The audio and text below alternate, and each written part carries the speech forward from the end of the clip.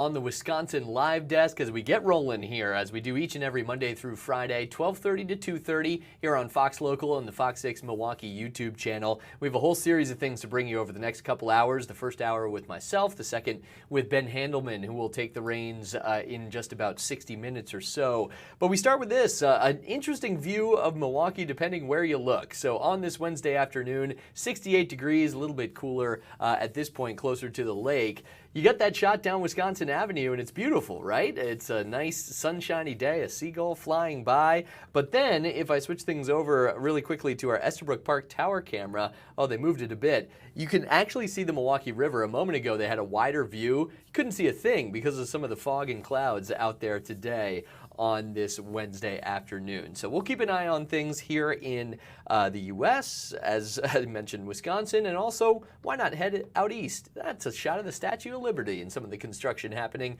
in the Big Apple. A nice shot there from New York City. Figured it was kind of fun to see. Something else closer to home that we will also tell you about momentarily. This is still happening live right now along I-43 north of downtown Milwaukee. These are the northbound lanes, still down to just a single lane because of what you're seeing right in the middle of there. What was a massive semi-fire early this morning, started around just after 2 a.m., and then continued to cause issues for parts of the morning commute. At one point, 43 northbound was completely shut down in that direction as they were putting out the fire. Firefighters actually had to work their way through that chain link fence you see on the right. That's Port Washington Road to get water to the fire. But we will have an update from our Christina Van Zelst, who is reporting on this for us, just what exactly happened, why it led to such delays, and as you can see, they're still trying to figure out getting things cleaned up. And of course, this is a new stretch of highway. This has been this massive construction project on 43 for months, if not years at this point. Not what you want to see, a giant semi on fire and the damage to the highway as well. So we'll get a report there, but as you can see, still affecting things. Traffic still down to just a single lane if you're going northbound on 43. And there are some of those clouds that I mentioned going above the Estabrook Park Tower camera. There you go, just like that. We almost lost the Milwaukee River because of some of the interesting weather that we have out there. Now, that is some of the things happening locally, some of the views that we have for you around the country, including one that I want to get to right now. President Donald Trump is meeting with a series of leaders from West African nations right now. An interesting juxtaposition because of what his White House has done in terms of cutting aid to many countries in that region. The president is now taking questions on a series of topics from reporters, both domestic and international. Let's listen in live right now. For so many years, you know, I was using tariffs in my first administration. We had the most successful financially administration that there's ever been. This is going to be much better. But we got cut short with the COVID because I didn't think it was appropriate when, you know, Italy, Spain, you saw the horror show that a lot of the countries went through. So I cut it a little bit short. But we took in hundreds of billions of dollars, and we had the most successful term ever from a president financially. But this is going to be much more successful. Yes, please. Do you expect any of the countries here to face tariffs as well? I haven't thought of it, but I don't know. Let's see, I like him, and him. No, I don't think so, not too much. It's very good. He's a friend of mine now. Yes, Thank you for taking our questions, Mr. President. Okay. You talked about the amount of external revenue the country has brought in thanks to your tariffs. Can you talk about how these hundreds of billions of dollars that are getting brought in will help grow the country, and what do you hope to put it towards? Well, bigger than the tariffs, actually, are the fact that when you charge the tariffs at a certain point, they say, well, we can't pay those tariffs. It doesn't make economic sense. These are wealthy countries, and they or their companies will come into our country and build, and that's what's actually happening. If you had a very low tariff, there'd be no incentive to do that. If you have no tariff, like we used to have, which is so stupid, it's not even believable, but then obviously they make their product, the product in their country. They have the jobs, they have the income, they have the taxes, they have everything, and they just send it into us, and it's jobs that we wouldn't get. Now the wheel is turned. And what we're doing is, more important, we're taking in hundreds of billions of dollars, money that we've never seen before. But more important than that, we have a lot of people that would rather not have to pay that. So they're coming in and they're building plants AI, I mean, we're leading everybody, including China, by a lot with AI. They're building their own plant. You heard me say yesterday, they're building their own electric generating plants to go along with the factories or plants that they're building. If they want to do that, we're getting them fast approvals, very fast turnarounds. They're using mostly natural gas to start off, but they're using coal. They have the right to use coal. They have the right to use nuclear. Nuclear's come a long way in the last 5 years. So we're getting them very fast approvals. We have factories and plants building at a level that we've never had in this country before. Yeah. And secondly, a study from the Council of Economic Advisors. You put it on Truth Social yesterday. It showed that your assessment that tariffs would slow inflation was accurate and that the prices of imported goods since February has fallen. That your assessment was right, that critics were wrong. Why do so-called experts continually misread your economic policies, sir? Well, it's not the experts. It's the fake news and a combination of that and the Democrats. I saw an ad on television today on Fox, and it was some ad about, oh, Trump has raised costs. It's the opposite. I actually put out a statement. I brought down costs. I brought down the cost of groceries. I brought down the cost of energy, tremendously groceries. If you remember my first week in office, the press was screaming at me about the cost of eggs. They were 4 times higher than they were just a short time ago. That was caused by Biden and stupid policies, and we got that down. And by Easter, it was normalized, and now it's actually even at a lower price. So when I see an ad like that, it's always good to respond. I feel you have to respond. It was an ad that things are more costly. No, they're much less costly. Yesterday, $1.99 a gallon. There's 3 states. We're selling gasoline at $1.99. You haven't seen that for a long time. And I brought costs way down, just about every cost. I can't think of a cost that went up, but just about every cost. So what they do is they lie. I mean, they take ads. You'd almost think that the advertising station would stop it because they know it's wrong. It's such a lie. All you can do is say it's a lie and explain it. I guess I have the ability to explain it at conferences like this, so I like to take advantage of it and do it. But costs are substantially down under the Trump administration.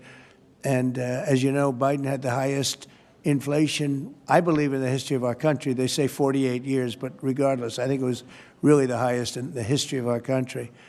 And they were up to numbers that nobody ever saw before. And we have inflation now totally under control. We have a Fed chairman that, if he was doing his job properly, would lower interest rates. But we're bullying through even that. We're doing so well, it's not having that kind of an impact on us. But you want to see a rocket ship?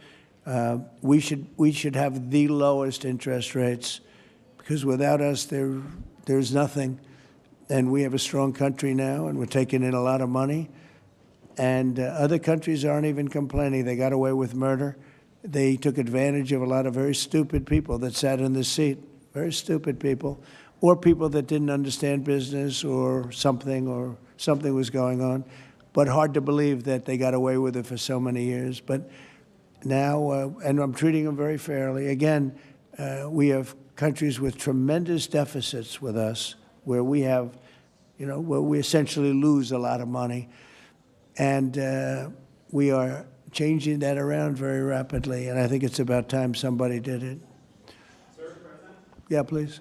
Sir, yesterday you said that you were not sure who ordered the munitions halted to Ukraine. Have you since been able to figure that out? Well, I haven't thought about it because we're looking at Ukraine right now and munitions, but I have not gone into it. What does it say that such a big decision could be made inside your government without you knowing? I would know.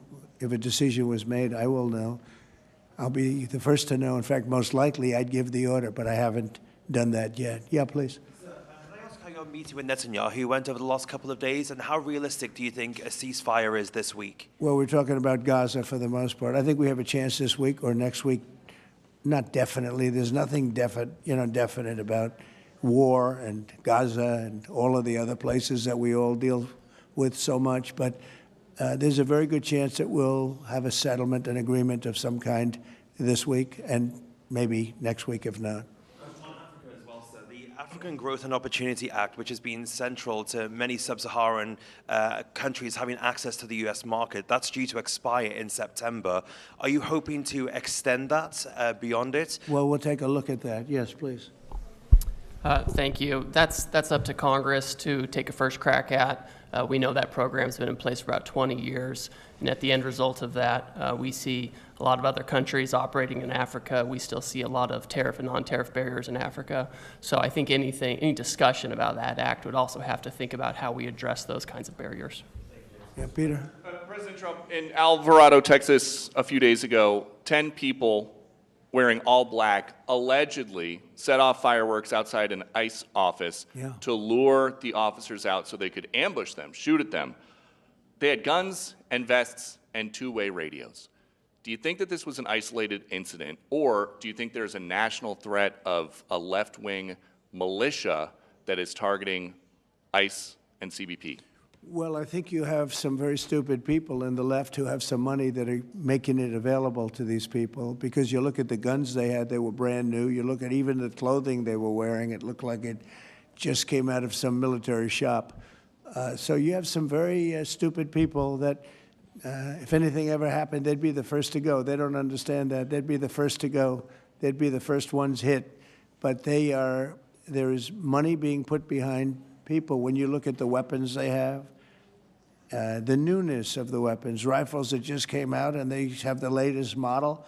So there's something going on, and we'll get to the bottom of it. And what do you think the penalty should be for these people who are, if they are found guilty, for people Very who stiff. shoot at ICE officers? Very, very stiff. Very stiff. A long time in jail, a long time. And one got hit yesterday in the neck. And he fortunately is going to be okay, but he got hit yesterday in the neck. No good. And what would you think if I read you a quote from a lawmaker who says about ICE, to abolish it, to treat them as criminals or anything that is inappropriate and outrageous? And I told you that that was Democrat John Fetterman. Well, it's, by the way, I assume when you read that, because you paused in the middle, you're going to have to read that again without the pause. Could you read that again, please? To abolish it, to treat them as criminals or anything that's inappropriate and outrageous. So he's saying that to treat the people that did the shooting is... Oh, okay, good. Because the way you read it, it really was the opposite. But that's okay. That's all right. I think that's what he meant. No, the new John Fetterman is exactly what you said. He's right. He's right. And we have to protect our police officers, and we will. And we have been.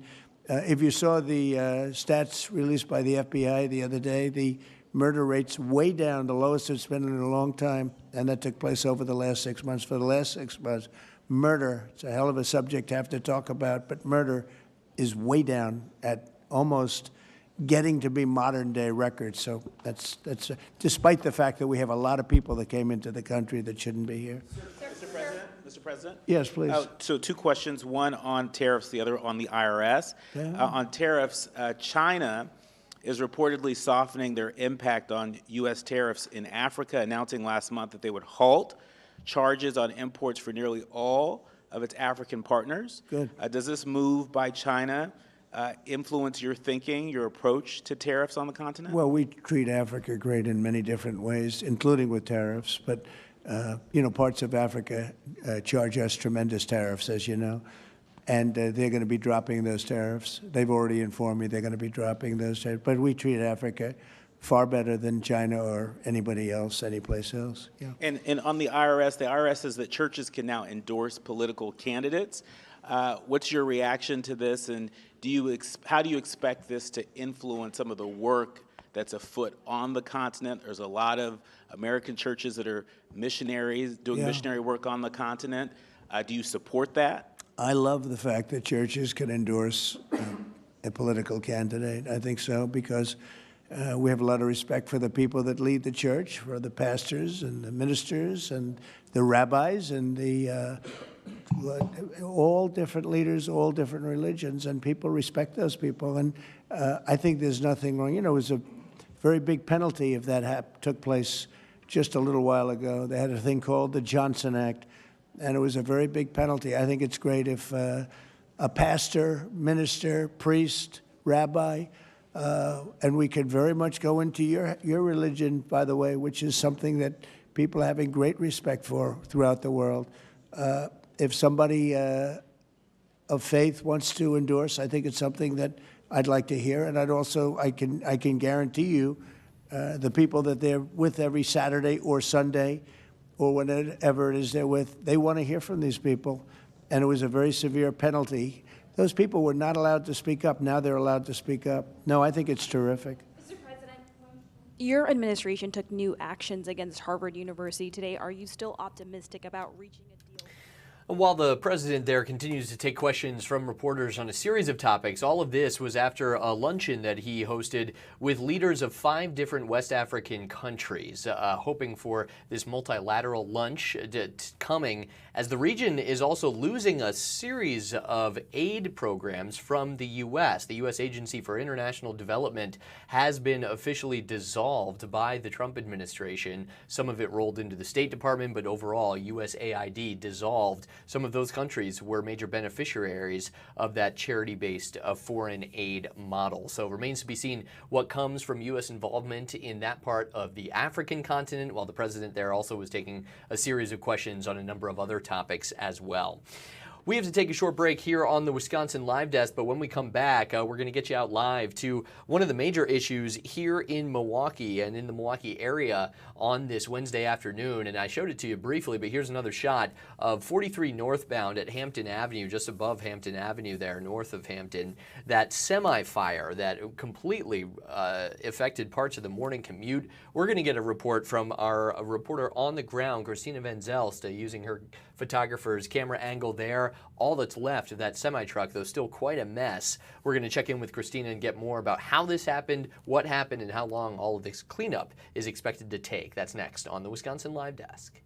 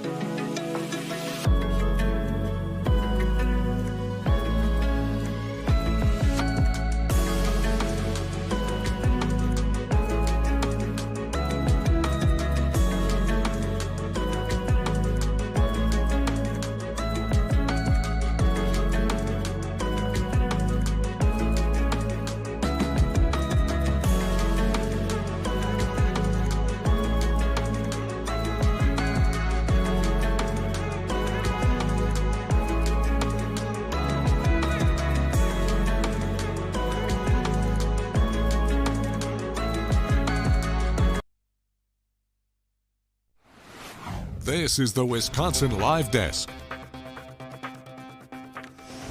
Hey, Carl Deffenbaugh back with you here on the Wisconsin Live Desk as we approach 12:50 here, 12:49 to be exact, on your Wednesday afternoon. And we are still seeing the effects and the impacts of a major fire on the interstate system this morning. I want to pop up this Department of Transportation camera for you once again that we've been following throughout the morning.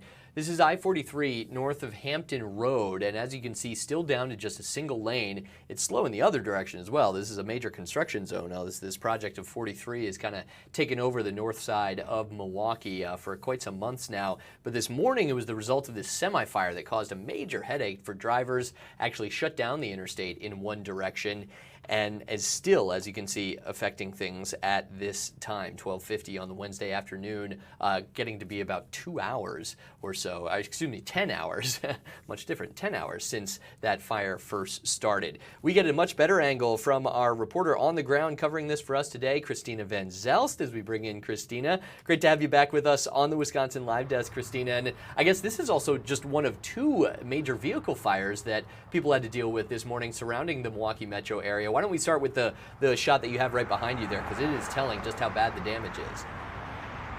Yeah, so to give you a perspective of where we're at, we're standing along Port Washington Road right now, and the semi-trailer from this morning is still here, and the Milwaukee County Sheriff's Office says that the fire here was so intense that it actually split that trailer in half, which you can see. And earlier today, we did have our drone in the air where there were several boxes. It's not clear what was inside this truck at this time, but several boxes. It showed us kind of a different aerial perspective of what crews were dealing with. And Carl, as you mentioned, this fire happened around 6:30 this morning. It's been almost more than 6 hours, still tons of traffic backed up. And now the traffic is actually backing up the opposite direction. I'm not sure what's causing that, but this is a construction zone here on I-43. We're near Hampton Avenue. The good news from this fire, nobody was injured. And actually, we did just wrap up an interview with the Milwaukee Fire Chief, Aaron Lipsky. He talked about the bigger picture when responding to semi-trucks on fire like this. There was another one that happened around 2:30 this morning over near Highway 100 and the Zoo interchange. We know that that fire, according to State Patrol, was caused by a brake. Now, the fire chief here in Milwaukee says when their crews are responding to things like this, especially along the interstate, water sourcing is a challenge because when you think about it, there are not a lot of fire hydrants along the interstate. So finding a water source for their crews is one thing. Another part is these trailers are huge, and a lot of them can be very flammable depending on what is being carried inside. So when fire crews show up, they have no idea technically what's inside, and that can also be dangerous. The fire chief mentioned too, a lot of trucks carrying lithium-ion batteries. Those are very flammable. So it's kind of that unknown, right? When they're responding to a situation like this, they do it more in a defensive way rather than kind of attacking it close because they don't know what's inside.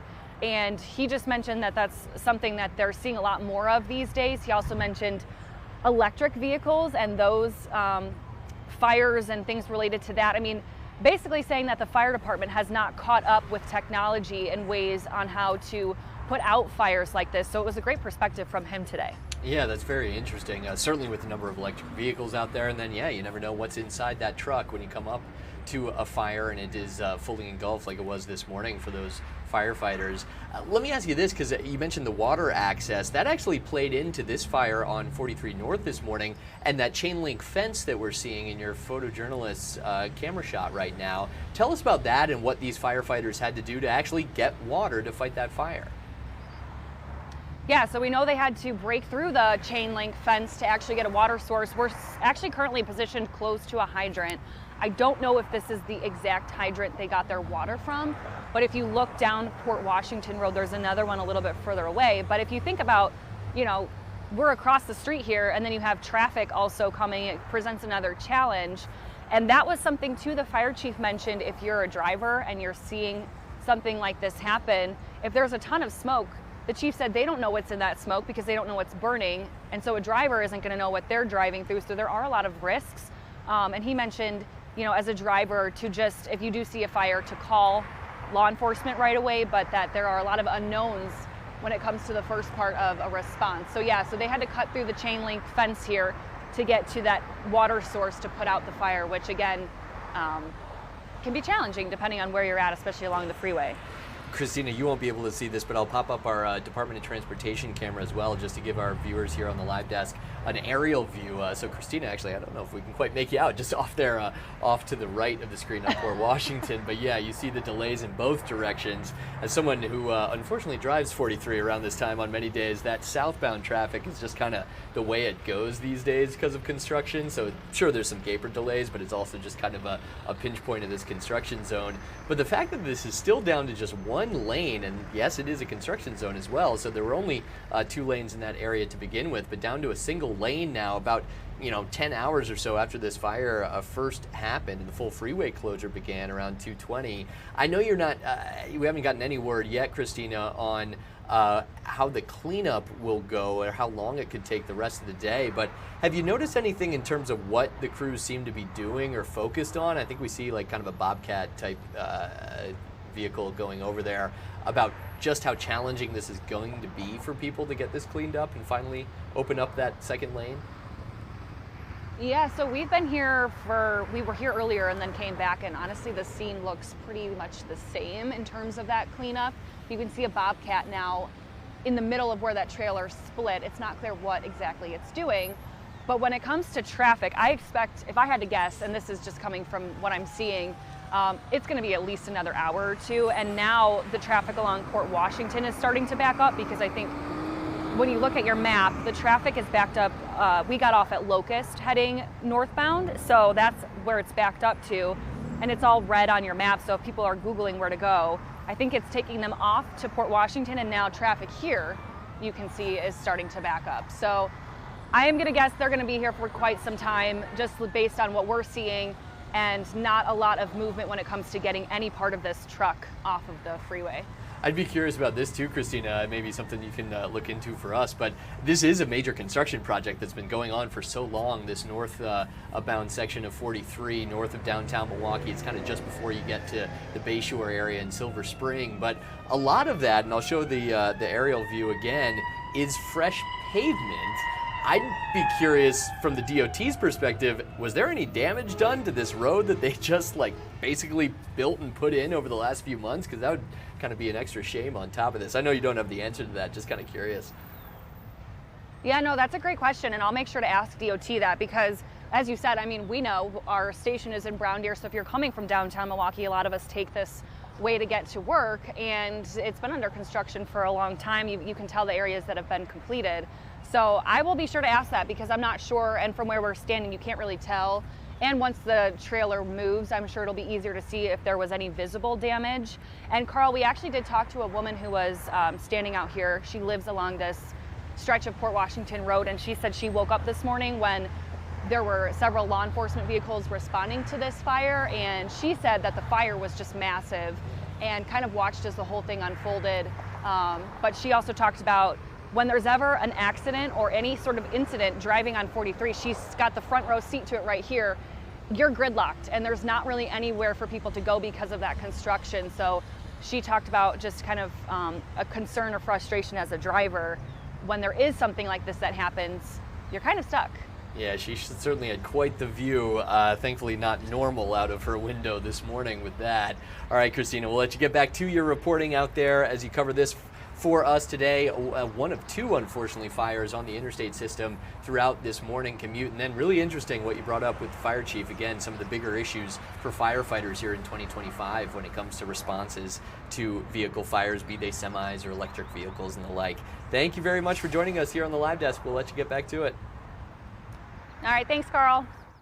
And Christina's reporting you can find later today on Fox Local as well. It's not just the Wisconsin Live Desk, but we stream our different newscasts here from Fox 6 as well. The next one coming at 4 o'clock, as well as 5 and 6. So you can look for Christina's reporting here from the fire chief himself, as well as some of the bigger picture issues that Christina told us about there. But yeah, again, that aerial view, I mean, it is a mess out there still. You see that giant crane from Christina's perspective. We saw the kind of Bobcat forklift looking vehicle trying to deal with the cleanup as well, and that kind of shadowy black view underneath the truck. You certainly expect to see it after a huge fire that managed to damage a semi-truck of that size so badly. what will the highway be like? Plenty of questions to ask for the drivers who've been sitting in traffic for hours now. They're just like, please get this cleaned up and open up once again. But it's going to be a bit before 43 northbound is back to what is its new normal, not its 3-lane fully go normal as the construction project will eventually be, but 2 lanes in that area. It's still down to 1 going north just past Hampton on 43 north. All right, that is certainly one of the big stories of the day here locally in Milwaukee. We're going to find some others for you after this short break on the Wisconsin Live Desk. I'm Carl Deffenbaugh. Thanks a lot for checking it out here on Fox Local on this Wednesday.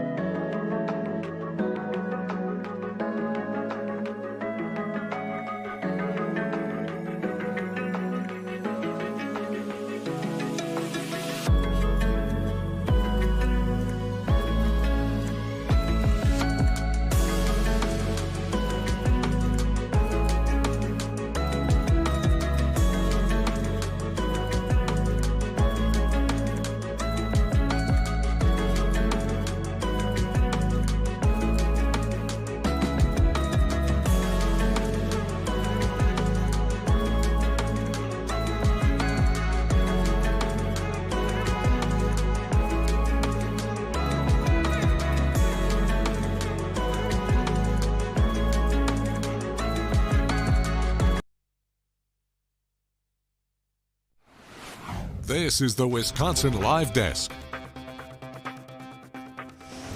Good afternoon, just past the 1 o'clock hour here on the Wisconsin Live Desk. I'm Carl Deffenbaugh hanging with you for the next 28 minutes or so until Ben Handelman takes the reins. The Wisconsin Live Desk every day until 2:30 here on Fox Local and the FOX6 Milwaukee YouTube channel.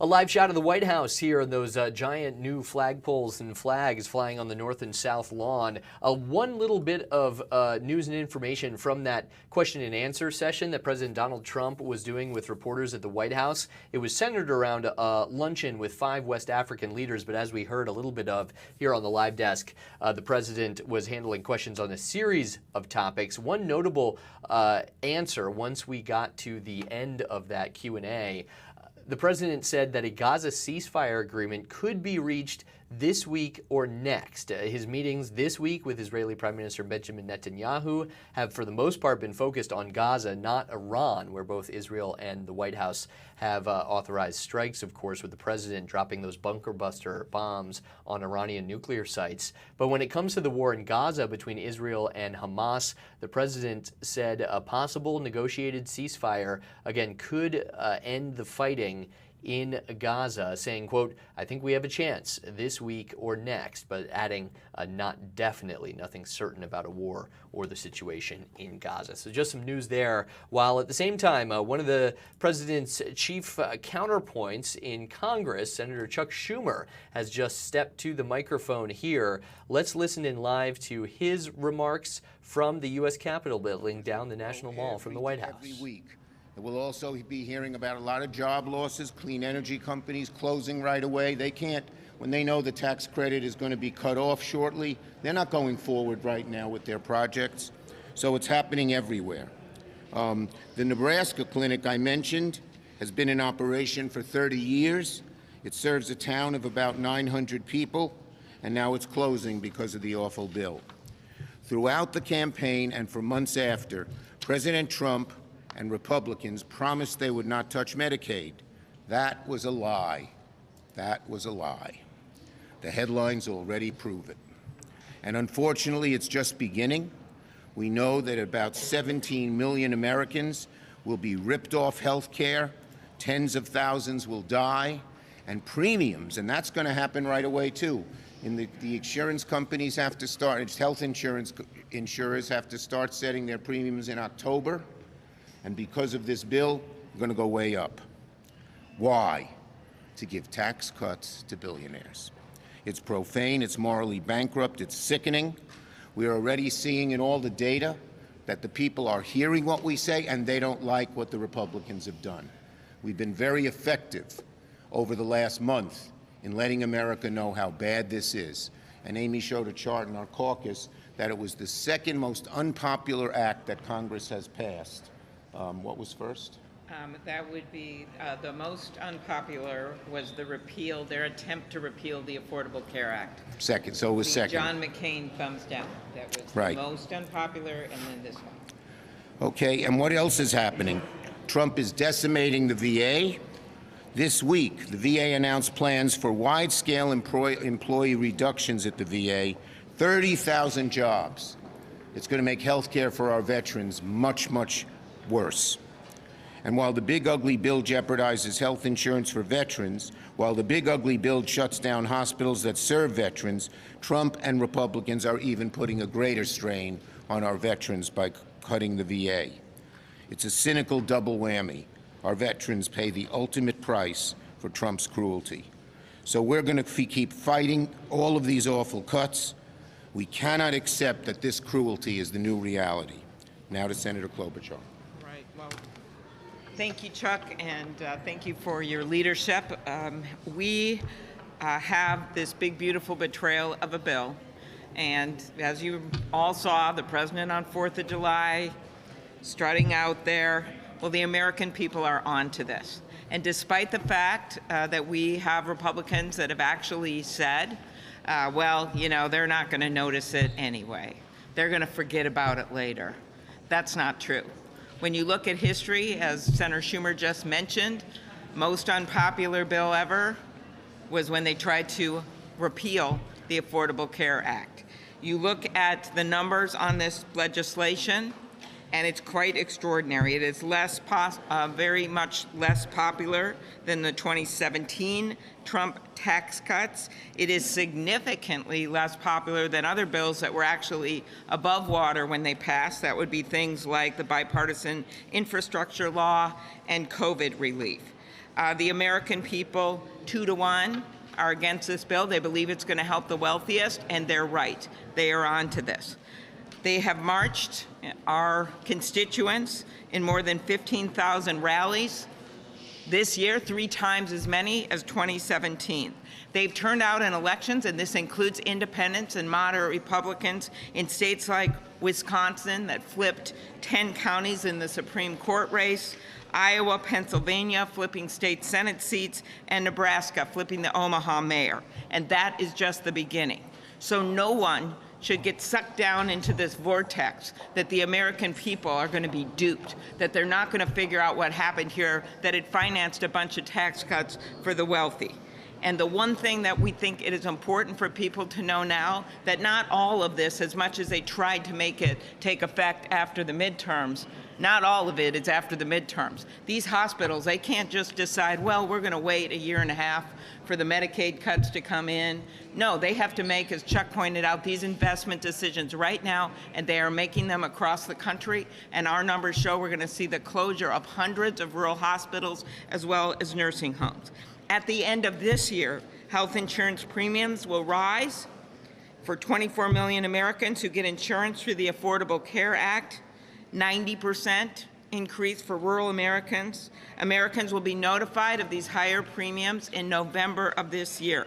And an estimated 4 million people won't be able to afford those higher bills and will lose their coverage entirely.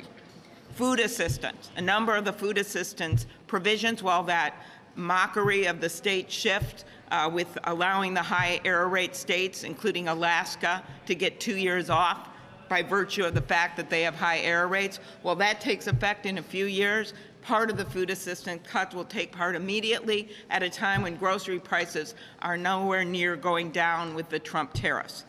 At the end of this year, the bill will also end a number of tax credits that are lowering energy costs for families. That's part of the reasons you see the numbers on the utility bills. That's what we're seeing right now, right in front of it. This bill breaks promises made by Republicans who work in this building to the American people.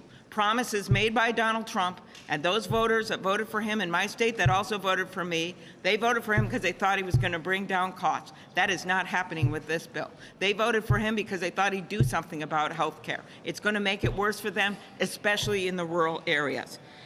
We will continue to fight every attempt to raise costs on American people.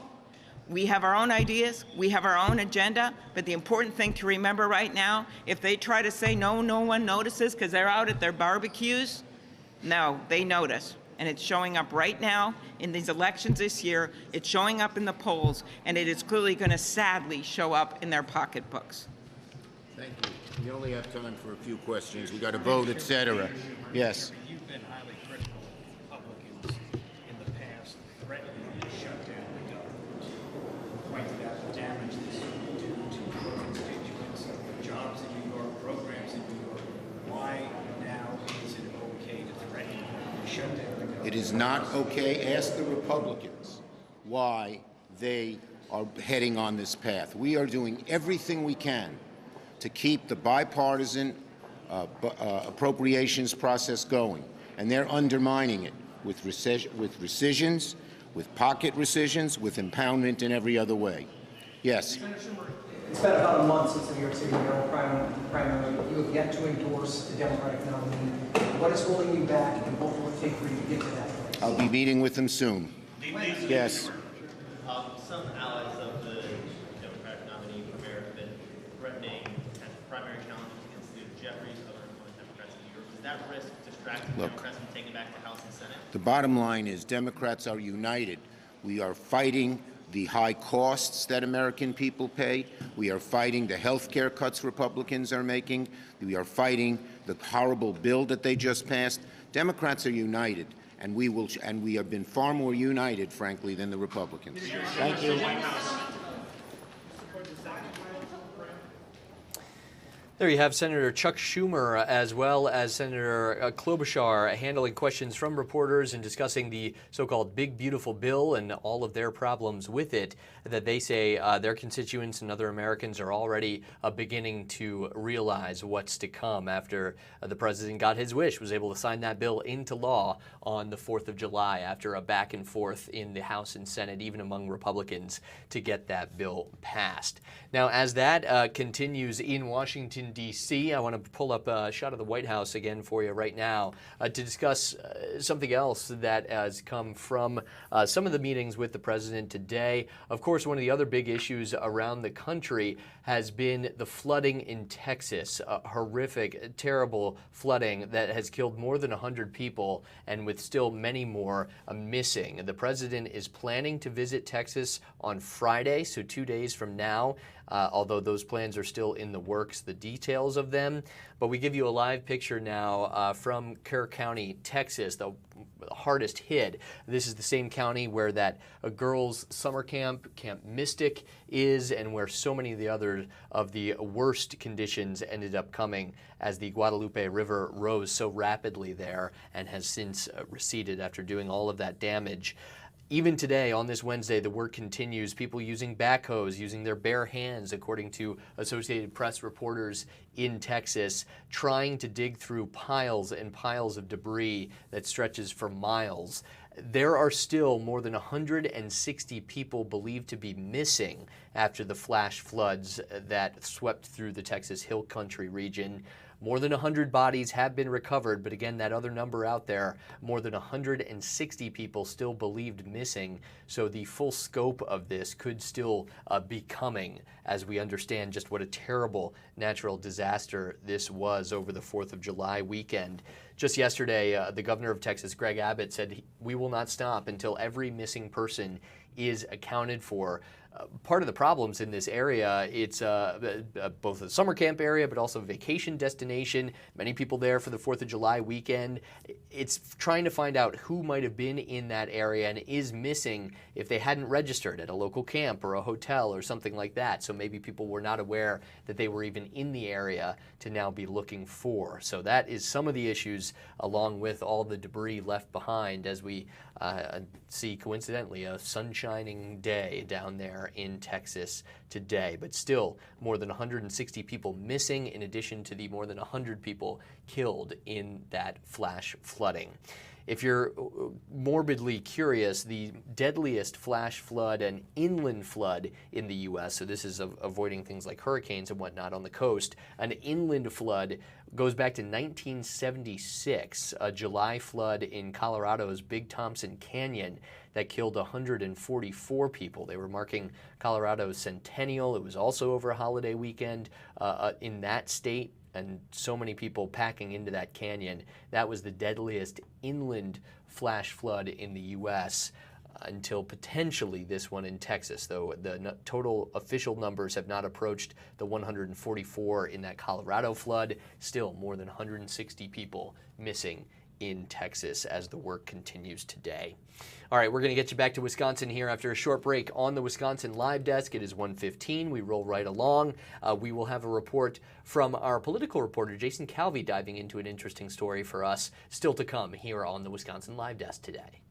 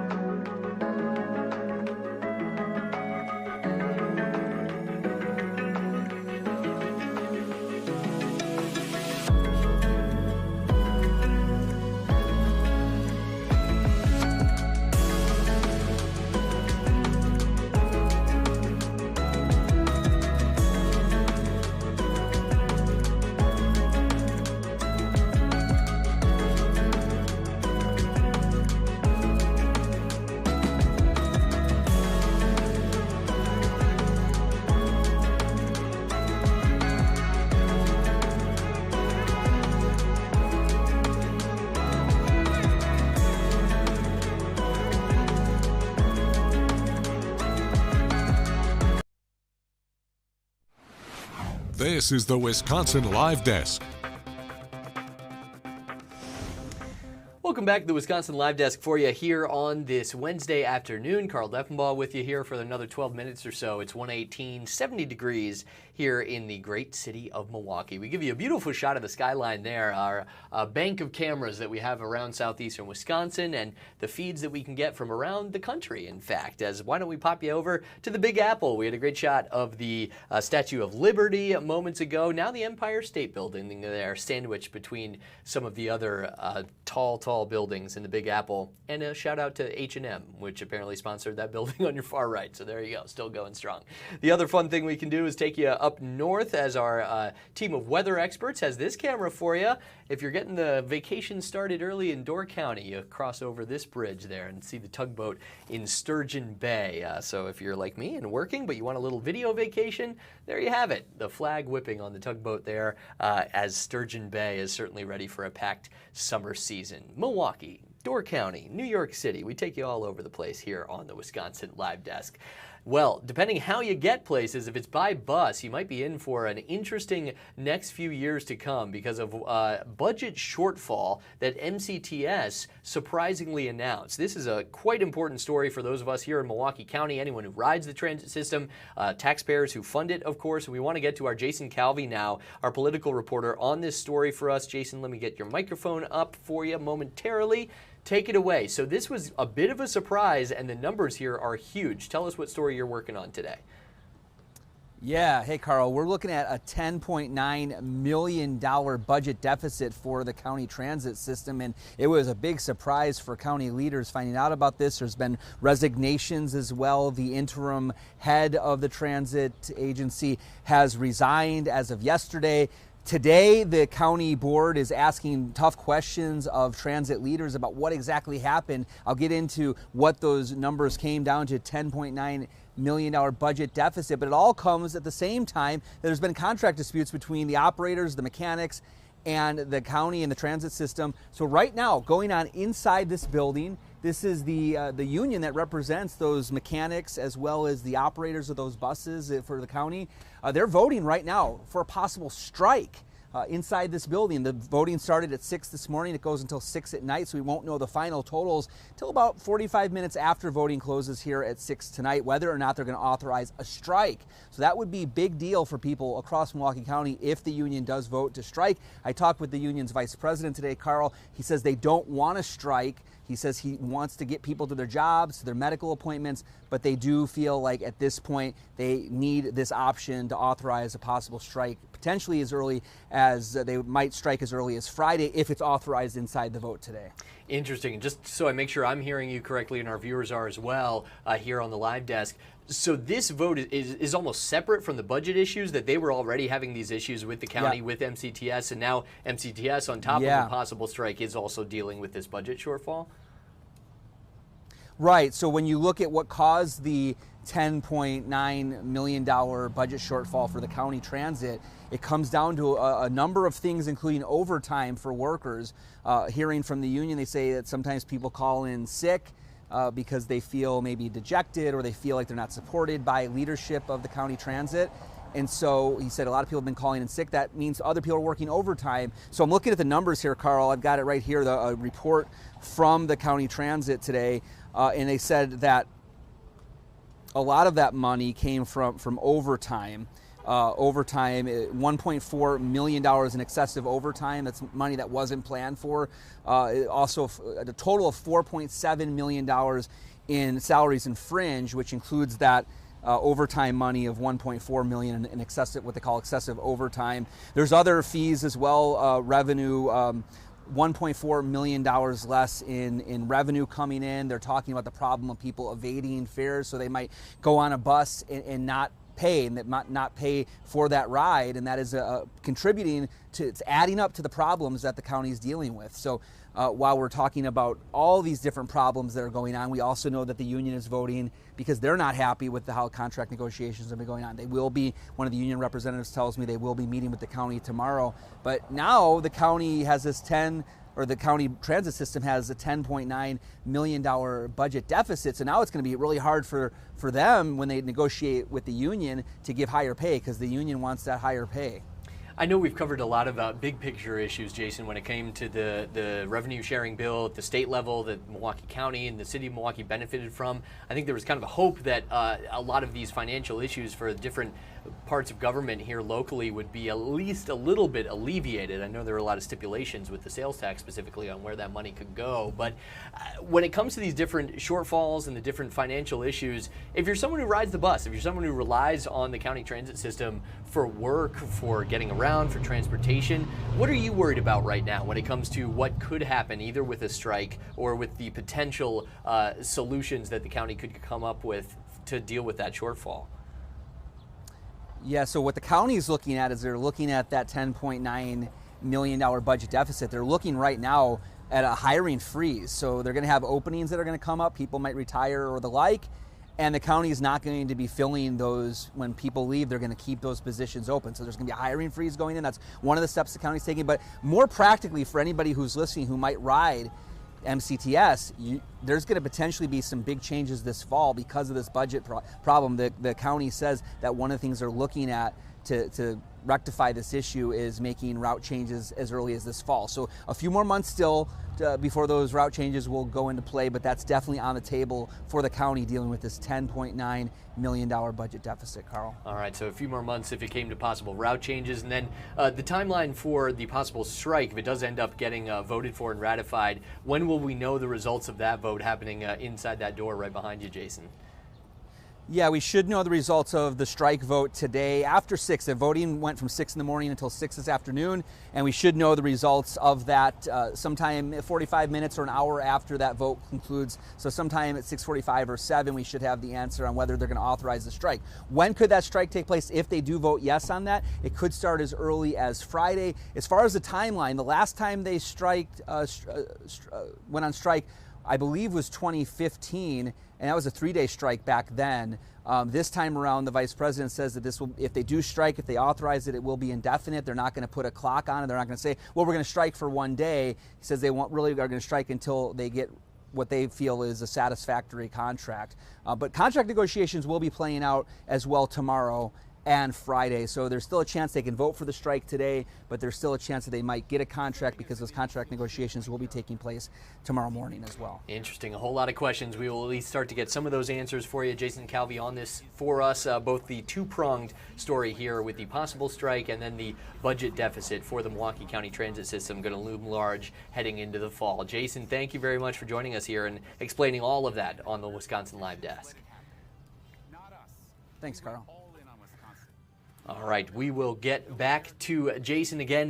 Just like we said for Christina, if you see some of their different stories, some of their reporting on the Wisconsin Live Desk, you want to see the full story later on, you just go to fox6now.com or Fox Local for our newscasts at 4, 5, and 6. All right, we're going to take another short break here on the Wisconsin Live Desk and be back with more after this.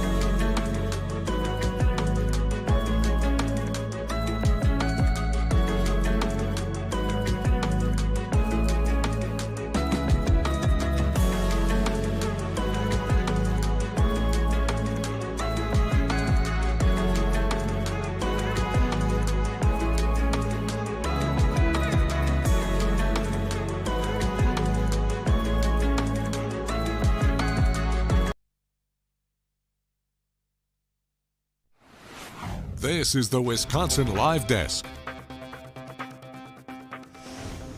Hey, Carl Denbaugh back with you here on the Wisconsin Live Desk, hanging out for just a couple more minutes, then Ben Handelman takes over the second hour for us today, as he does most days here on Fox Local, as well as the FOX6 Milwaukee YouTube channel, trying to find some information for you because we know that Israeli Prime Minister Benjamin Netanyahu had met with President Donald Trump at the White House. It was a private dinner and a series of meetings at the White House earlier this week.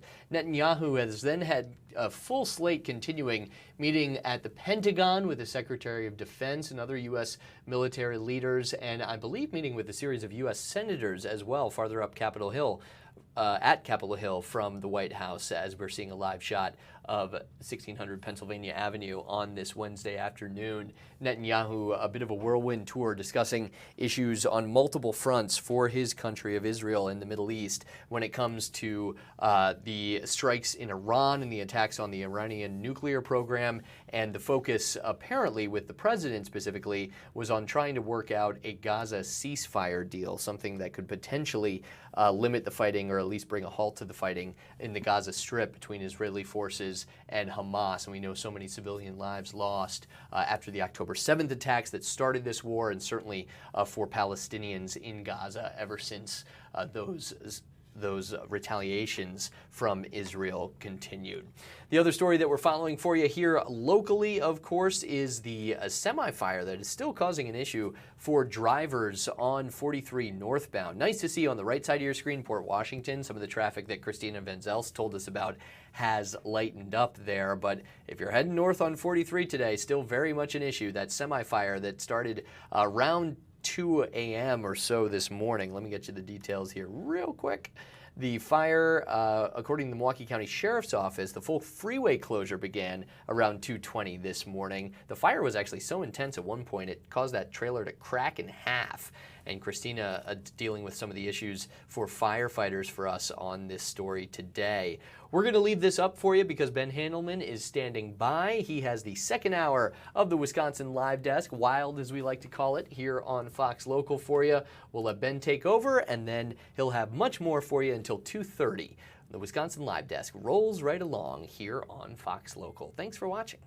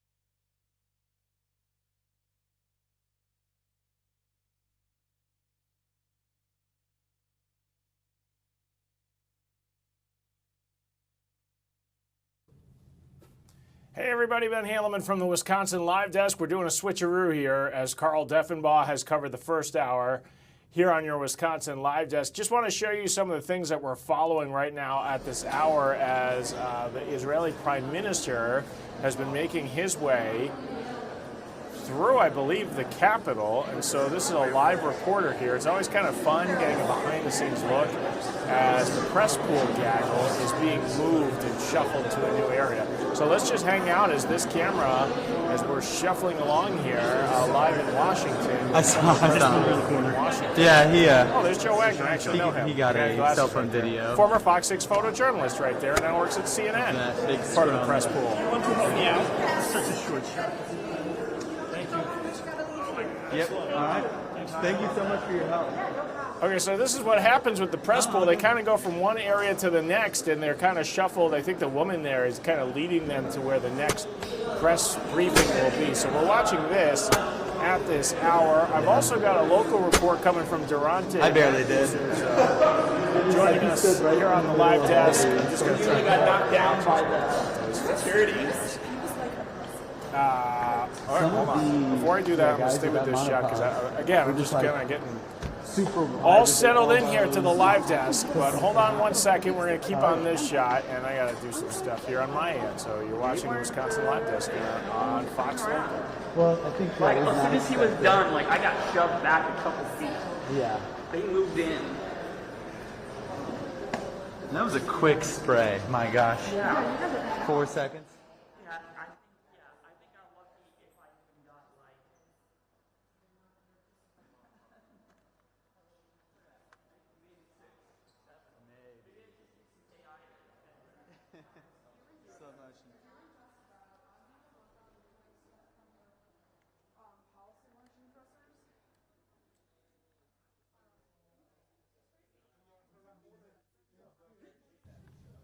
All right, I think I've got things all set up here, and I'm going to take a quick break here. But here, Durante is standing by. He's got crime numbers for us here on the Wisconsin Live Desk that he has been following here for us.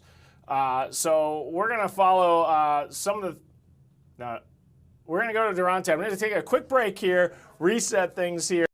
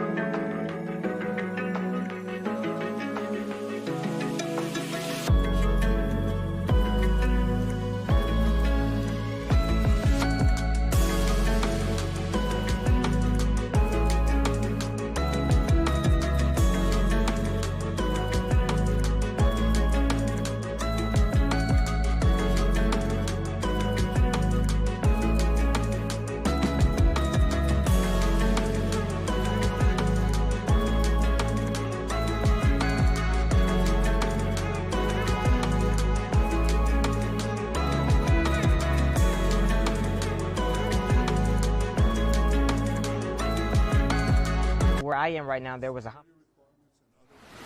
This is the Wisconsin Live Desk.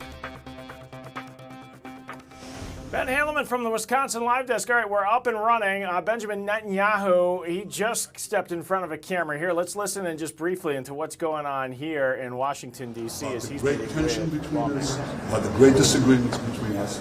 And I say, when will they ever learn?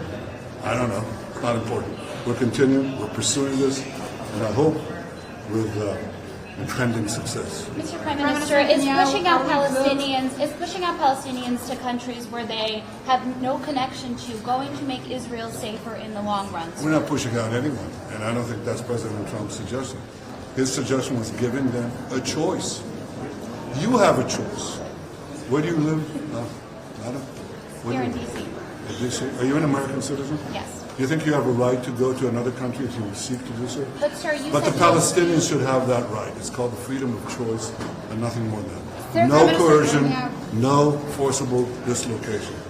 If people want to leave Gaza, they should have the right to do so and not be held at a point of a gun of Hamas to keep them inside if they want to leave. What's happening there in Washington? We'll keep following this feed. All right, let's get local here because Durante Matthews has been following some really interesting crime numbers in Milwaukee. He joins us live here on the live desk. Durante, thanks for joining us. No problem. Thanks for having me, Ben. All right. So tell me about these new numbers. Oh, go ahead.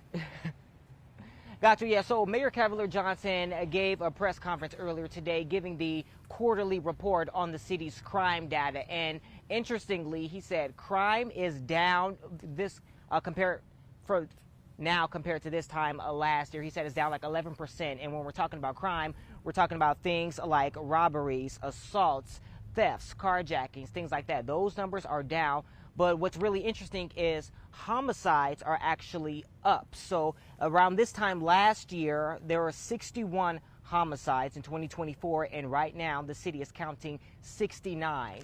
So he says that is sort of the blemish in these numbers. You know, obviously they're trying to continue on that trend of having crime down, curbing it, and yet homicides are actually up. And that's one of the things that the city's been talking about recently is the number of homicides that we have been seeing, which is why I'm right here where I am right now. We're on 42nd and Call here in Milwaukee because just last night around 10 o'clock, there was a homicide. So that may make the recent numbers a little bit outdated. There was a 34-year-old man who was shot and killed in this street behind me. So we've just been out here talking to neighbors, talking about the crime numbers being down, but the homicides being up. And you know, many tell me they're not really surprised. I just spoke with a lady who lives just a few houses down, a very sweet woman. She says it doesn't really seem like there's any way to stop it. Homicides, that is. She was surprised to hear that crime numbers were down, but she said when it comes to homicides,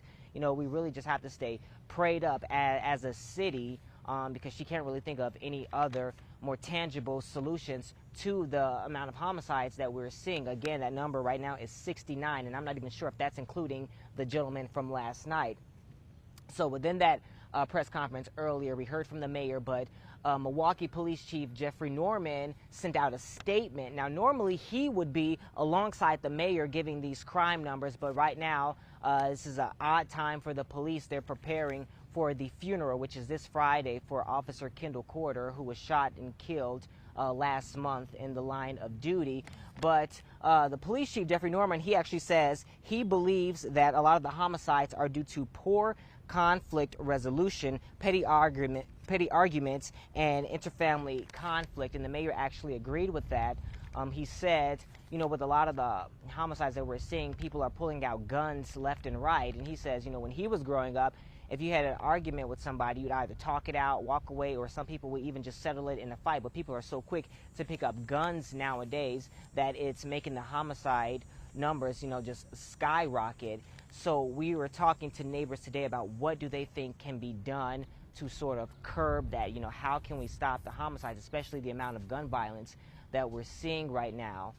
You know, solutions have been thrown to the wall as of, you know, we need more gun locks, we need more intervention, you know, especially with the youth, to get them while they're young so they don't grow up and follow the same cycle of violence. And the mayor even mentioned, you know, this is more of a federal issue right now. Take this to the federal level so we can change gun laws to get those guns out of the hands of people with a criminal history. So there's a lot that goes into that crime and into that presser that we had earlier. But again, the main issue right now is that homicides are up and neighbors are just wondering, how do we stop this? Yeah, it's kind of interesting because, you know, you just mentioned it. This week, one of those homicides is a Milwaukee police officer. And you were talking about, they believe this all started a lot of these from petty fights or things that really should not have been solved with guns. And all indications, Durante, is that shooting started with just a petty argument over cheating allegations possibly, and suddenly this guy shows up with a gun, two guys start shooting at each other,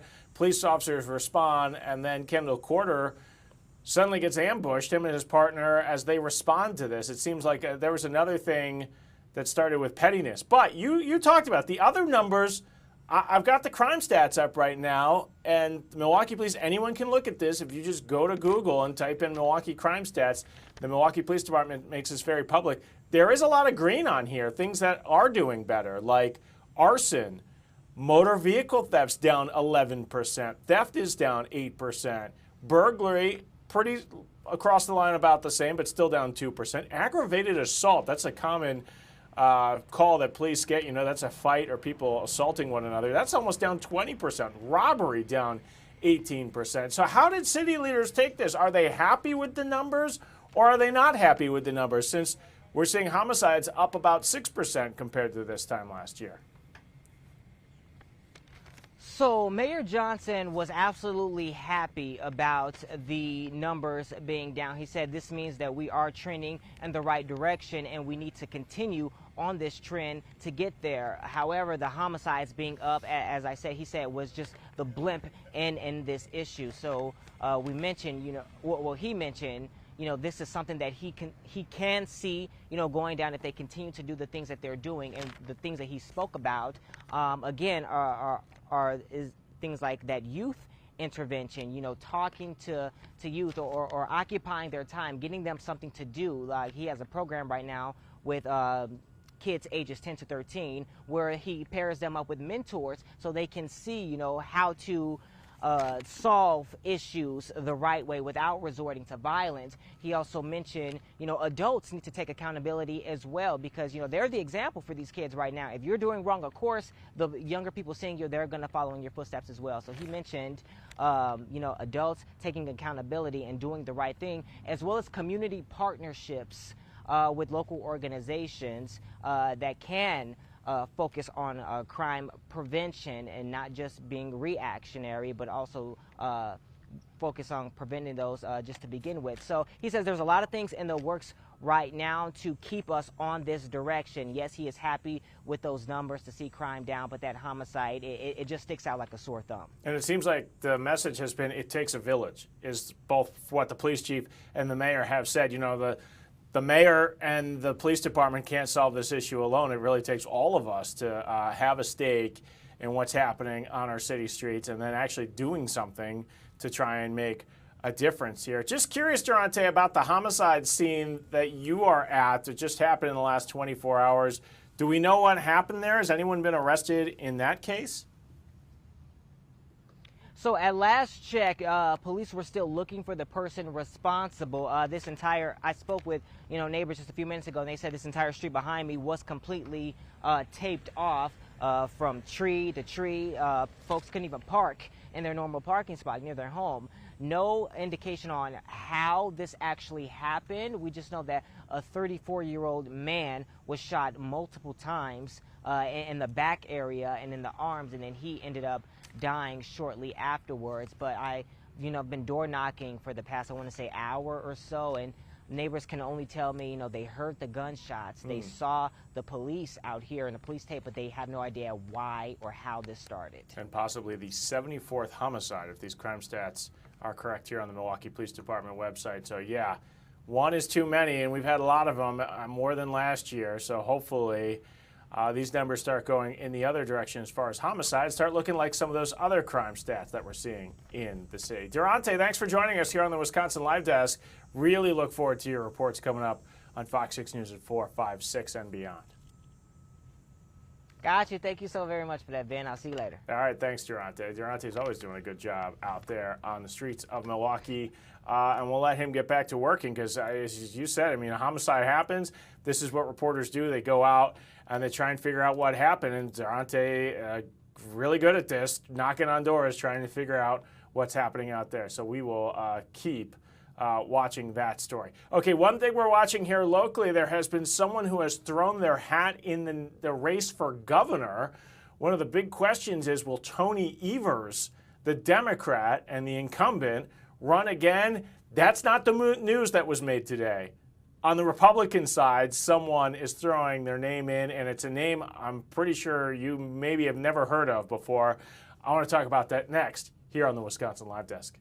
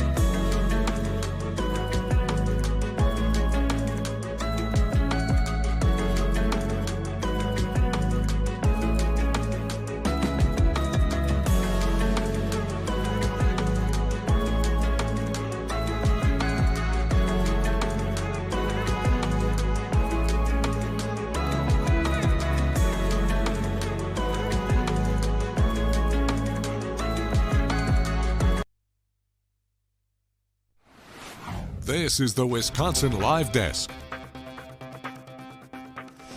Ben Handelman here from the Wisconsin Live Desk. We are trucking right along here on your Wednesday, 152. Good stuff from Durante on the crime numbers. Got a new meeting that has just popped up. This is a meeting about FEMA. FEMA, I believe they're talking about Texas, but here, let me hit the audio up here and let's listen in to this new meeting that has just popped up on the Wisconsin Live Desk. Back through Katrina and previous storms, all the way through where we are today. The rest of the country needs your leadership, and we appreciate it very much. So, and thank you so much for hosting this.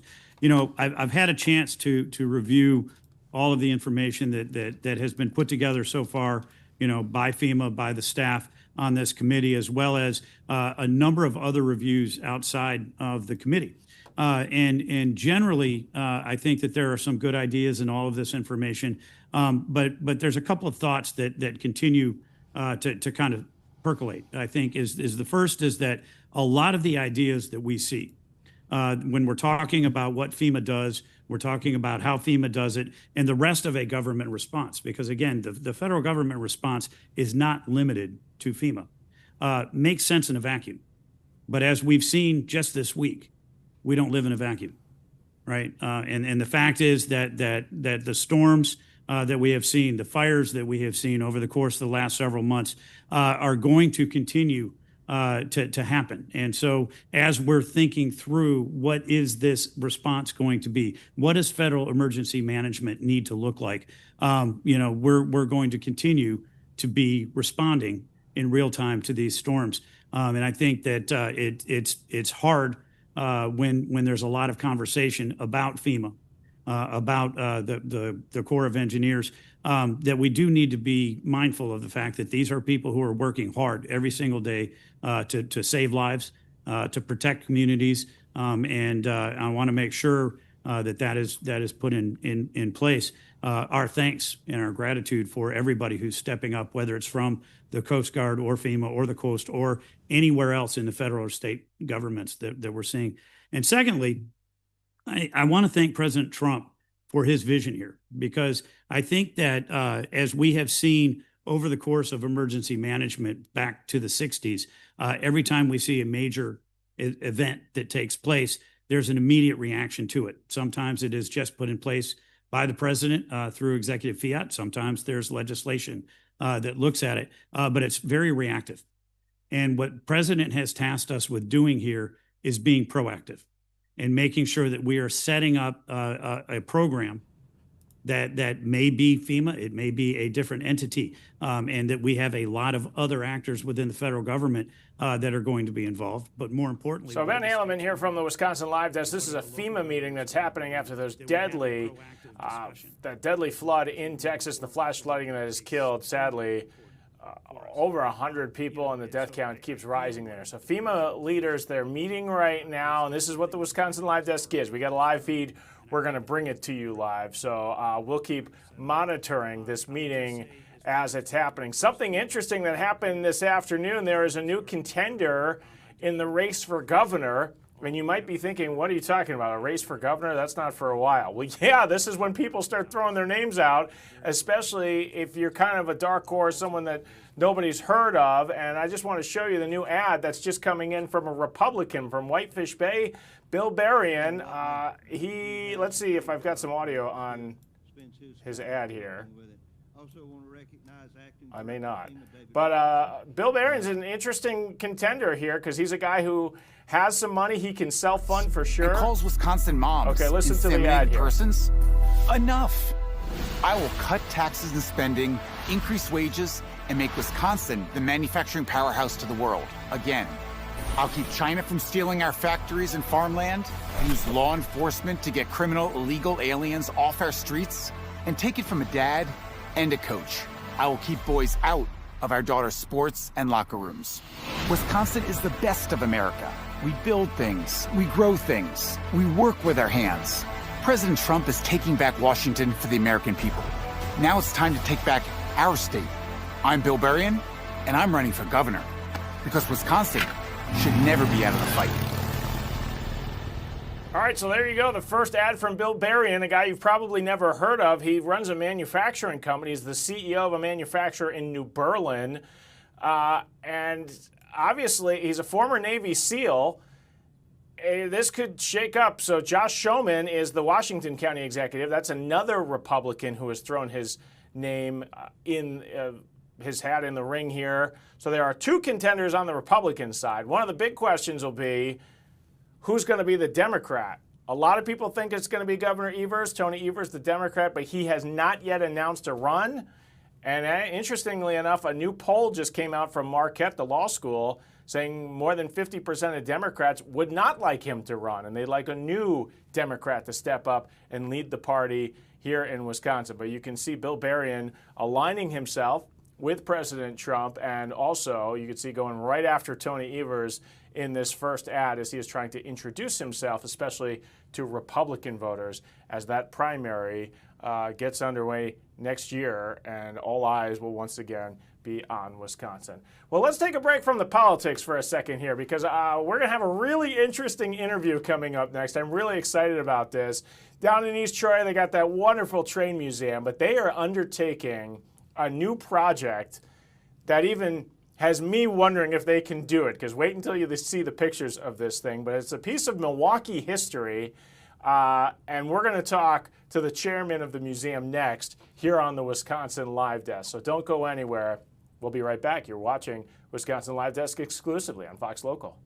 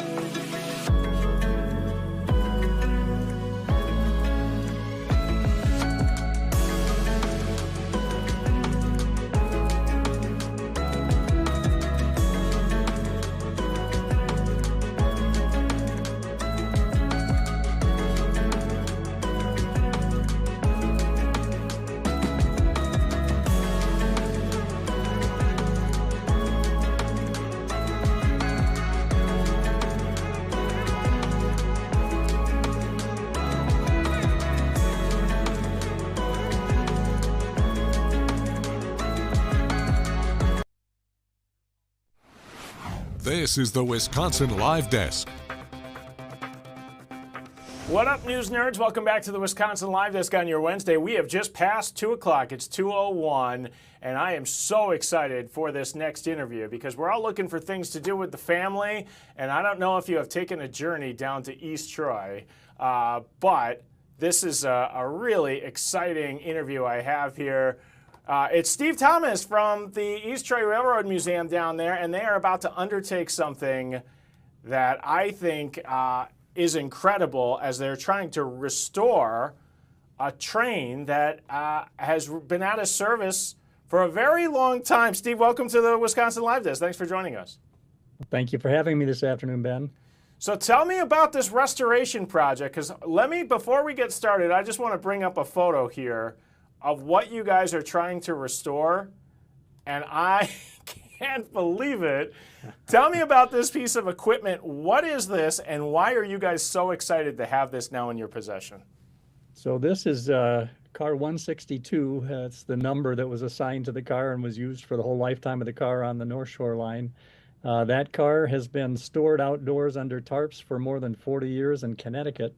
And a couple of years ago, we purchased it and brought it back to Wisconsin. It made it all the way back to Wisconsin, and that let us know that structurally underneath it's still sound. Both ends need to be replaced, but we've done that before on a previous restoration. It'll be our most challenging restoration yet, but our goal is to turn this into an operating rail car that you'll be able to come ride in East Troy. You guys do an amazing job down there because, and I think the point of your museum, correct me if I'm wrong, is you guys really do bring history alive. Tell me about the North Shore line, its history, why it was so important to the area, and how things have changed over the last century or so. Well, what we like to say at our museum is that, we're showing what history was like 80 to 100 years ago, what people had to do to get around. Cars weren't here, there weren't good roads, and people had to take transportation, and it started with horse cars in Milwaukee. There were street cars pulled by horses, which we have one from the 1880s in East Troy. And then it moved to electric, which was a big advancement. And gradually across the country, electric railroads were built and electric interurbans. The Milwaukee line to East Troy is the last remaining section of the 200-mile interurban system that was in Wisconsin. But it was essential back in the early 1900s for people to get their goods to the market, first of all, and to travel back and forth to Milwaukee. Instead of taking a horse and buggy for a day and a half, they could get to Milwaukee in under 2 hours right from the beginning. So you picked up this old piece of equipment out in Connecticut. How in the world did you get it back to East Troy? Well, believe it or not, it was hauled back on the back of a cab of an 18-wheeler. So the front part of an 18-wheeler, it was mounted on, the back of that cab, and then there were wheels, 8 wheels, positioned under the rear end of the car, and it was hauled back by truck, basically. And again, that's not an easy trip. And No. The fact that it made it back here let us know, okay, this thing's probably restorable. So let's talk about the process. And what's so cool is if you go out to the museum, I'm guessing people will be able to kind of see the restoration project underway. Well, we do tours regularly to our maintenance facility, which is where this car will be restored. You can't necessarily go there just on any day you might show up, but usually on event weekends we'll have tours of the maintenance facility, and if people are really interested, we're happy to set up tours, private tours, just to show people what's going on. That's so cool. So what is the process? I mean, you've got this rusted piece of equipment, and you have some really talented people on your staff. I'm not sure if it's volunteers or staff members who will do the restoration. It's all volunteers, so that's the really amazing part about this. And we have a group that's really passionate about restoration. We've done 5 restorations in the last 10 years, really 4 in the last 5 years. And so we're anxious to get another one going. And there's also real passion around the North Shore line, which is an important railroad. I guess I really didn't answer that question. The North Shore line ran between downtown Chicago on 6th Street down to the L system in Chicago's Loop. So you could go right from downtown Milwaukee to the Loop in Chicago in under 2 hours. And these cars ran over 80 miles an hour and stopped at 15, 20 stations along the way. So wow. It was quite an impressive railroad. It was one of the best in the country, acknowledged by most folks. at the time. And unfortunately, it met its demise in 1962. And every part of it is really gone now. And we like to at least maintain the history with the cars and information in our museum. I'm so glad you guys have possession of the 162 here. And so the restoration, I mean, will you have to redo any of the steel out here, or is it really about taking the rust off and applying paint? And how close can you get it back to what it looked like when it was running back in the 60s?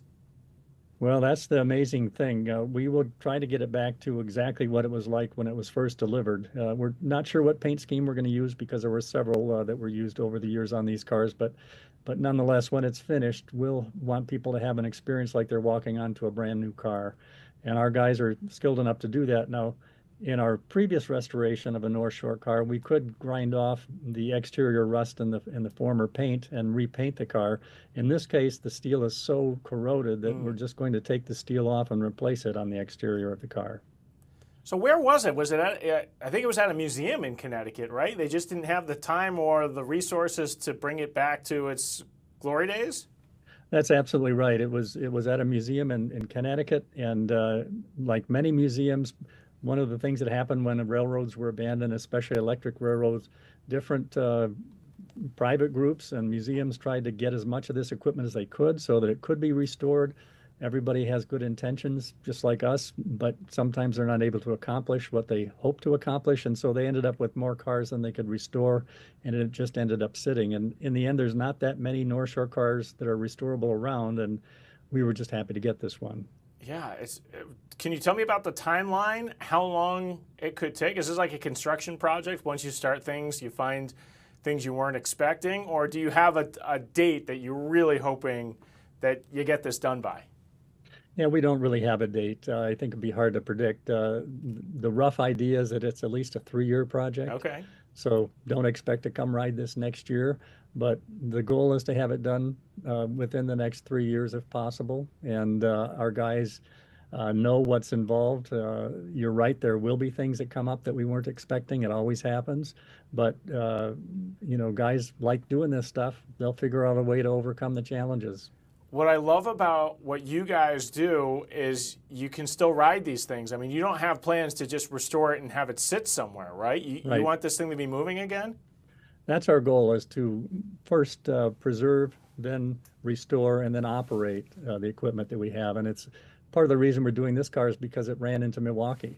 And it's nice to have equipment in the Milwaukee area that ran into Milwaukee, and people like to come ride cars that ran in Milwaukee. We still have the only operating Milwaukee streetcar from the old days, and you can come ride that on the average weekend out in East Troy. Well, let's talk about what you can do on the average weekend down in East Troy, because again, so many parents, now we've hit kind of the midway of summer, and they're like, and I'm one of these parents, like, okay, now what do I do with my kids? Sure. This is a great facility. Tell us about what you have down there. When are you guys open, and what are you offering this summer? Well, we're open Fridays, Saturdays, and Sundays for train rides this time of year. We run 3 trains on a Friday, we run 6 trains on a Saturday, and we run 2 trains in the afternoon on Sundays. These trains are all with historic equipment that either ran in Milwaukee or Chicago or Minneapolis potentially. And these are electric cars. They ran on interurban electric lines, they ran on streetcar lines, or they're open trolleys. We have one open trolley that was like what you would have ridden in Milwaukee in the early 1900s. So you can come in and see the museum. It's a small museum, but it's interesting. It doesn't cost anything to come in and see the museum. If you just want to come see the museum and watch the trains, you can do that for free. There are quite a few restaurants in the East Troy area, including a new Culver's that's very handy, and a McDonald's, but some local restaurants that have a lot of history as well. So there are things to do around East Troy. Our depot is air conditioned, so if it's hot, you can come cool off in the depot.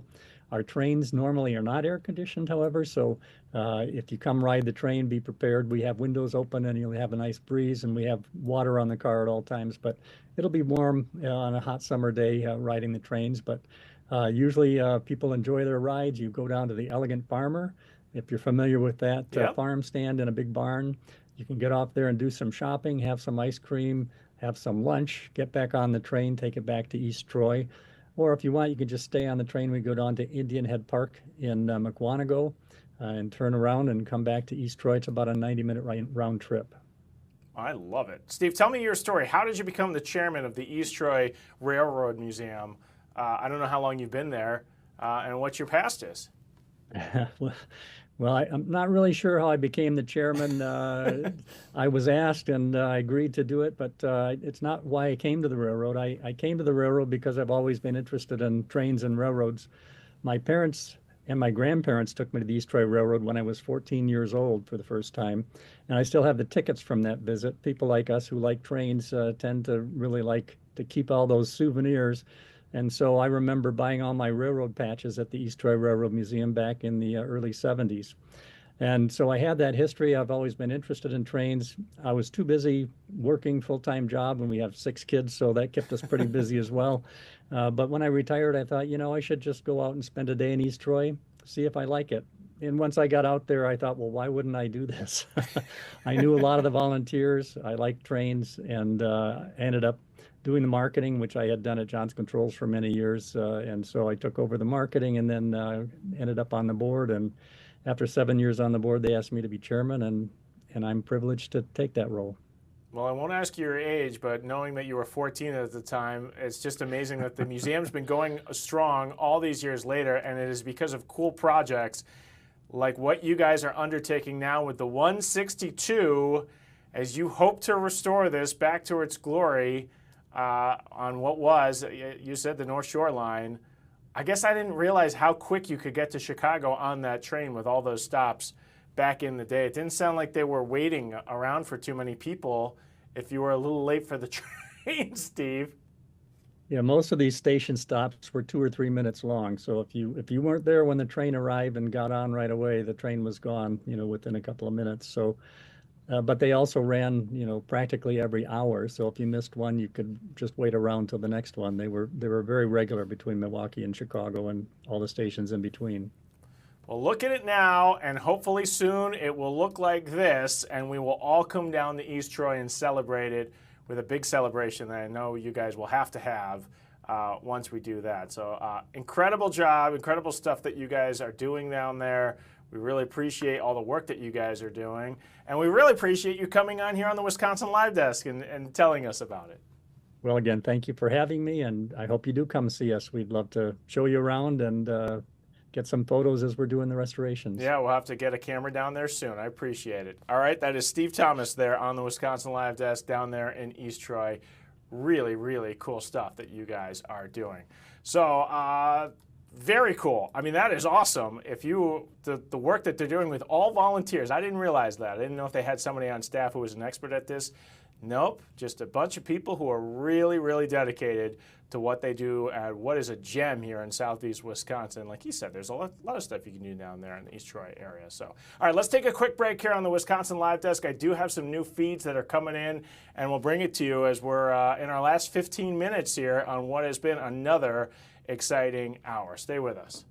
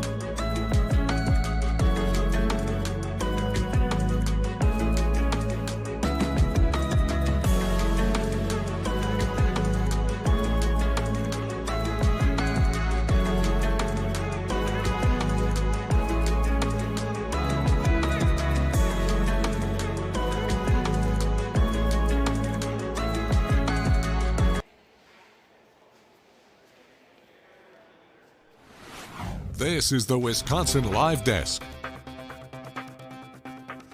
Ben Haleman from the Wisconsin Live Desk. If you didn't know anything about trains, hopefully you learned something new here today, as that was pretty cool from the East Troy Railroad Museum. That, again, they have really cool stuff, all the electric trains, the things that used to run everywhere. You could go anywhere via train at one time in our nation, and then cars took over, and they didn't need them anymore, and now they're restoring them so we can relive history a little bit.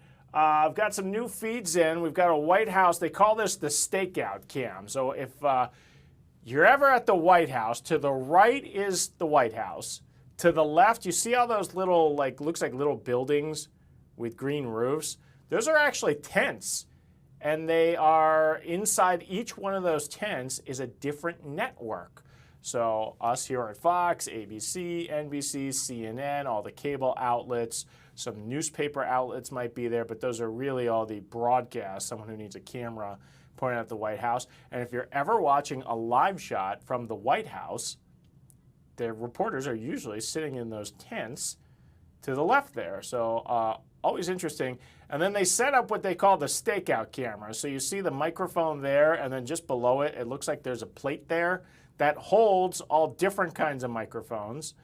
And sometimes some members of the Trump administration will run out to this podium. It's kind of a pool camera, and they'll speak on whatever they want messaged out to the world, whether it's about immigration or Benjamin Netanyahu being in town today, or the horrific flooding in Texas. Someone may run up there, and then you see that looks like a staff member from one of the networks has just jumped down from the tent and is now moving to a different area as people are moving to and from. So a little behind-the-scenes look at the White House, as that's kind of what it's like to be a network reporter in Washington, D.C. This is where you would kind of hang out, that area of the White House. One thing we continue to watch here on the Live Desk, this really nasty semi-truck fire that occurred early this morning, about 2:30 in the morning. This is I-43 northbound, and you can see it's right before the Silver Spring exit. It created all sorts of traffic issues. Traffic is moving, but as you can see, and our shot has frozen here a little bit, it's down to a single lane. I was coming in on Port Washington, which if you look to the right, that's Port Washington Road right there. And as I was on that road, I was like, why are there so many cars as I'm trying to get to work on Port Washington Road? Well, that's because a lot of people are getting off the interstate and they're taking Port Washington up to get past this crash scene, which is a smart move, by the way. But I've got some images here of what it looked like a little bit earlier today. As you can see the back of that truck, it was so intense, the fire there, that the truck literally split in half. So different shots as that truck, it's been taking pretty much all day to try and clean this thing up. And it's as we're getting closer and closer to rush hour, it's once again making a mess of the commute. There, that's a shot from Port Washington Road on the other side, and you can see it's just a hollowed center there. Not sure what the truck was hauling, and not entirely sure why they have been unable to kind of clean it up in all these hours. I'm not sure if there was something, I don't think there was anything toxic there. As you can see, but they have brought in a little crane to try and pick up, because now this truck is in several pieces, that they're trying to literally lift up some of those pieces and put them on the back of other trucks to get this out of there. It's not helping that this is right in the middle of the construction area. As you see on the left, all those orange cones, completely unrelated to the crash, because you can see on the other side, the southbound side of the highway, they've got the construction cones up, and they too have all sorts of traffic just from the normal stuff coming and going there. So I'm following the weather here today. There was a slight chance of some showers. You see the little green on the bottom down in Walworth County, Kenosha County, Racine County. Slight chance. It's a cooler day out there for sure. As I was dropping my kid off at camp, if you're by the lake, it's kind of a cool day. 71 degrees. Hasn't really gotten into the upper or mid 70s there. So, yeah, interesting stuff there as we continue to follow all the feeds that are coming in here on the Wisconsin Live Desk. Beautiful shot of our city as we're looking out over Lake Michigan. There's City Hall right in the center of your screen, and kind of a little bit of a haze out there as well today. But again, just 71 degrees at the airport. That's where that temperature reading is coming in from. A little warmer if you get away from Lake Michigan today, but certainly a day to turn off the air conditioning and open up the windows if you can. So only a few more minutes here left on the Wisconsin Live Desk. I want to tackle more into this really interesting report. This new person who is running for governor, who is Bill Berrien. We're going to learn more about him next.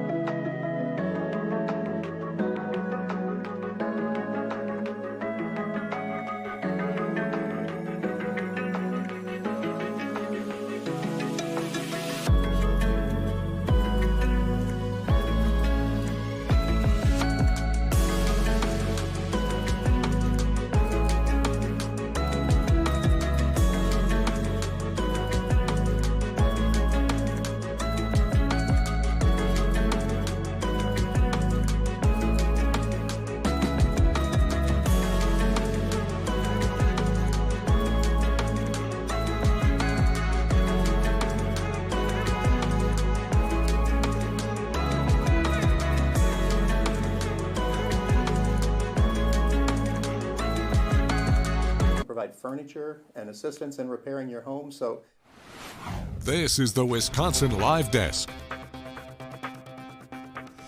Ben Handelman from the Wisconsin Live Desk. I got a new feed for you. It's coming from Williamson County, Texas. Hit so hard by those terrible floods. Officials, they're taking questions, especially about how residents can get assistance or the trouble they're actually facing to get FEMA assistance. So let's listen in here. They're just mainly relying on those volunteer You know, organizations. I'll talk about the cleanup Oh, sure. here in a second. So. all right, thank you, Bruce. And did you give the totals? Oh. Yeah, I'll just give the totals just so you know. Williamson County fared obviously better than Kerr County, and our thoughts and prayers still go out to Kerr County and the damage and devastation that they're dealing with. But countywide, in Williamson County, we had 54 structures that were damaged or destroyed. We had 11 that were completely destroyed. We had 15 that had major damage to them, and we have 17 that have minor damage, and then we have 11 more that are affected. So those are the people who definitely need to reach out, like Bruce said, to their own personal insurance, plus whatever county services are out there. Just the damage from the waters, I think we had 4 bridges, 2 county buildings, 7 utilities, and 1 water control that are in the process of being fixed. The cleanup efforts themselves, and one thing Bruce mentioned and why it's so important to go through an agency or just wait and be patient on what FEMA can do or what the county can do is because you just can't show up at the landfill. Waste management, it's a scientific process. So even like you specifically mentioned the RVs, if an RV is completely destroyed, and I don't want to misspeak and I don't want to pass myself off as an expert in this by any stretch, but I know specifically for an RV, you're going to have to separate Freon, you're going to have to separate propane, you're going to have to separate the different materials. You can't just bring a wrecked RV to the dump and put it in there. That's not the way it works. They're under some strict guidelines from the federal government and state as well over what can be in that dump or landfill and what can't. So that's why we would discourage just people taking trailerfuls of trash or whatever. So the county will set up, and we have to go through some red tape to get cleared, but we will set up a site to burn natural debris. And natural debris is any bushes, tree limbs, trees, anything natural, vegetative material. We will set down a site to dump that so we can burn that materials off. We'll also have a dump site for construction debris, and that's anything coming out of a structure that was flooded. Insulation, drywall, large appliances. We're going to need everybody to separate that so we can coordinate that trash pickup. I think, let me look. We have a site. So in Liberty Hill, where a lot of the damage is right now, we have a dumpster currently staged at 1650 Main Street. In Liberty Hill, I believe that's the Main Street Social. We are awaiting instructions and the assignment from them. We'll have an active dumpster soon at 1201 Phillip Lane in Liberty Hill as well. We have lots of generous people who have donated dumpsters, but again, we've got to coordinate where, once those dumpsters are full, where that can be located. And I just ask the community to be patient with us while we stand that up. We will get all the trash that's in the county, but we need to focus on debris cleanup on county property right now is where our attention is. Switching to volunteers, lots of volunteer efforts. Williamson County is an amazing community, and we have several ways to assist. Financial donations can go to Central Texas Community Foundation in the Wilco Cares Fund. Individual assistant request can go to Crisis Cleanup. I believe Bruce gave that number, but that number is 512-201-4814. Okay, you're listening live to a press conference. This is Texas officials in Williamson County. This terrible flooding in the Texas Hill Country. Now, a lot of the focus has been on Kerr County, which is kind of in between Austin and San Antonio to the west of there.